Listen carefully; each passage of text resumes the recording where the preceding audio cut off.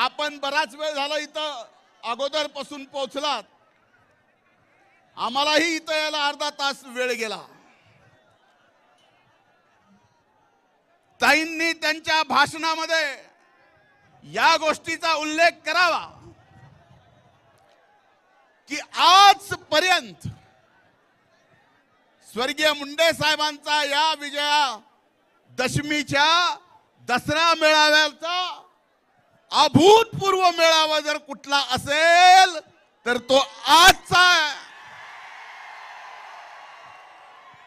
आणि आज इथं उपस्थित दसरा मेळाव्याला आलेल्या सर्वांना मी नतमस्तक होऊन दंडवत घालतो की आपण एवढं प्रेम मुंडे कुटुंबावर, पंकजा ताईवर या ठिकाणी दाखवता.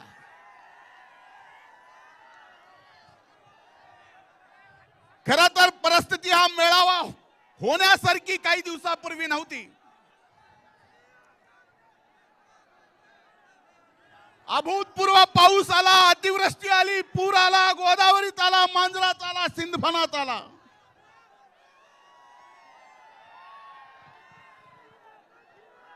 भयंकर शेतकऱ्यांचं संकट, शेतकऱ्यांच्या समोर संकट आलं. तसलं संकट असताना माझी आणि ताईंची चर्चा झाली की आपण काय करावं. पण ताईंनी निर्णय घेतला, काही जरी झालं तर या दसऱ्याची परंपरा मोडायची नाही. मी ताई आपले मनापासून अभिनंदन, आभार मानतो.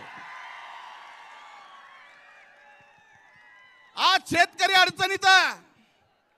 इथं आलेला प्रत्येक जण शेतकरी आहे, शेतमजूर आहे. आज अभूतपूर्व नुकसान झालंय, मान्य करतो. आज मी मंत्रिमंडळात नाही, फक्त आमदार आहे. पण माझी बहीण मंत्रिमंडळात आहे.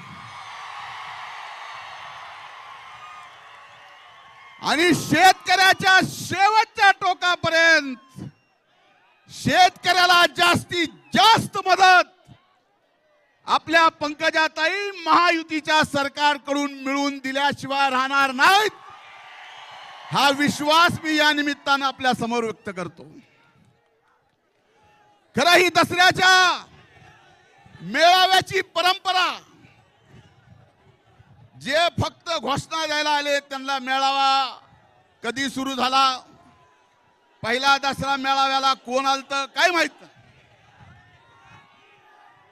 तुम्ही बोलू द्यायला आलात का बंद